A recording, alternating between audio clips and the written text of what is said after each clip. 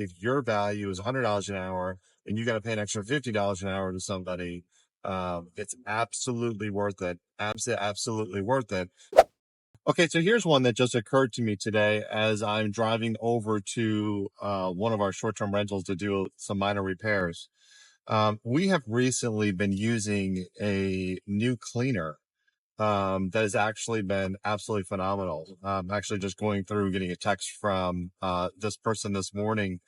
They basically sent a text that said, "Hey, you're going to be out of, this item, this item, this item. Do you want me just to swing by, pick it up at the store on my way?" Having our cleaners go and pick up items that we need, report damage is probably something that we'd want them to do, but having them go and sort of on their own free time to go pick up things that they see are running low is not something we necessarily ask our people to do. Mainly because it forces us to go back to the property on a regular basis just to double check everything if we have to stop by and eventually replenish things at some point in time.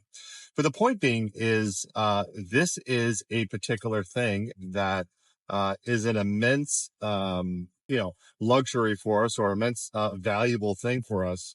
Our round trip to one of our short-term rentals is about an hour round trip. The other one is about an hour and a half round trip, about 45 minutes there, 45 minutes back. And unless you're headed in that particular direction, it's like super, super inconvenient.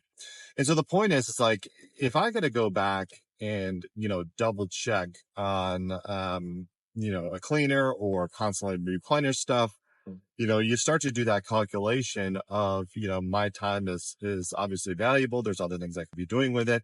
Of those other things that I could be doing with it, how much money can I potentially be making with those particular hours? And so you start to do those calculations.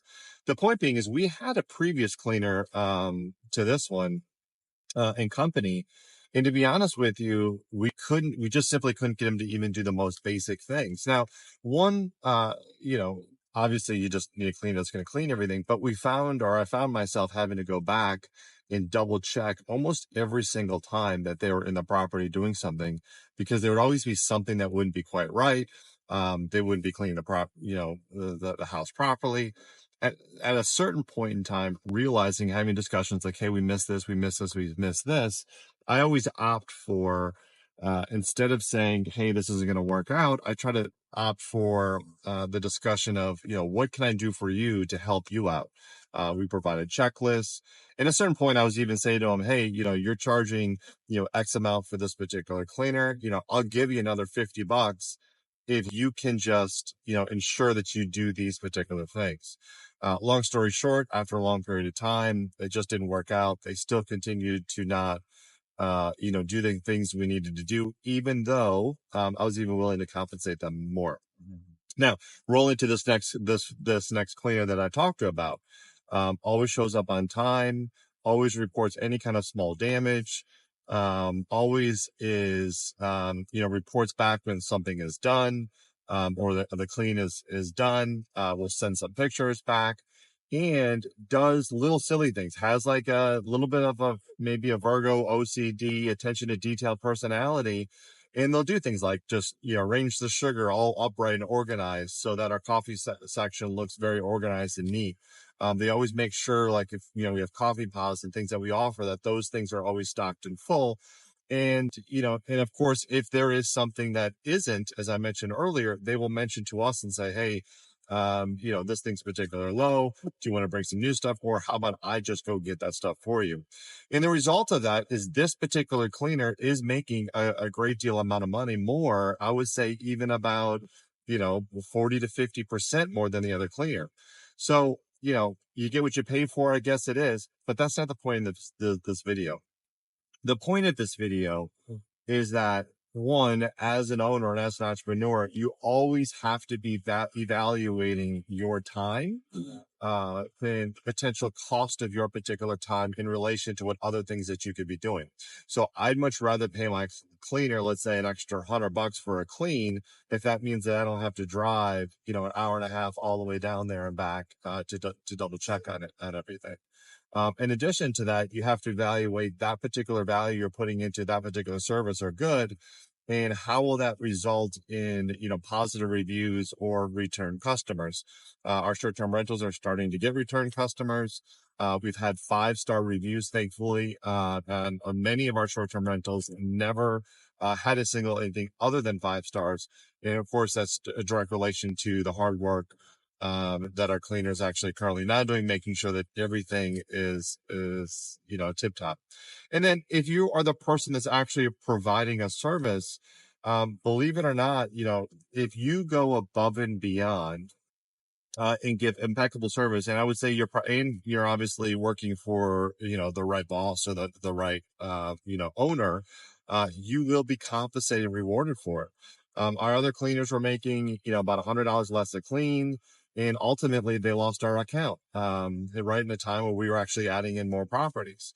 So they would lost, to what would be, tuned to maybe $3,000 a month or so in revenue, simply because they wouldn't take my money, allow me to pay them extra so that they could spend extra time and actually make sure everything was buttoned up. They were so more interested in getting in and getting out to get to the next property, that they weren't unwilling to take the time to make sure that this one service was really buttoned up. And ultimately that meant that they left, they left or lost the property outright. On the flip side, the cleaner that we have now has spent the extra time to date, probably more than I'm probably a little bit more comfortable with, making sure that everything is 100% done. It saves our particular time. I don't have to travel to and from. And of course, they're going to start purchasing those particular products.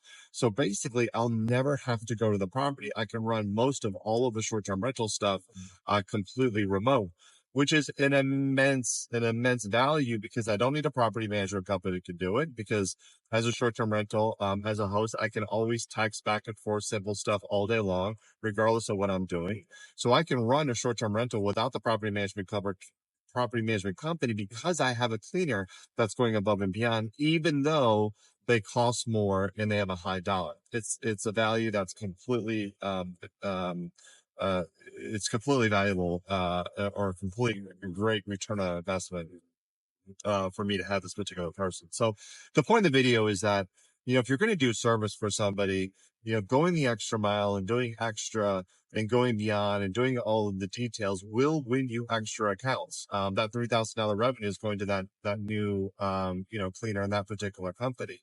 And then in addition to that, you always have to be evaluating, again, your time, the value of your time, and can you be hiring somebody, or paying a little bit more to somebody if you already have somebody hired to do things that you would have to do so that you could spend time, going and doing things otherwise. The equation would be, your income, times the hour it takes equals whatever, minus, the cost times that time for whatever that particular service is. So if you're able to make $100 an hour and you can pay somebody, $20 an hour or even $50 an hour, so you don't have to go do that thing, it's worth it.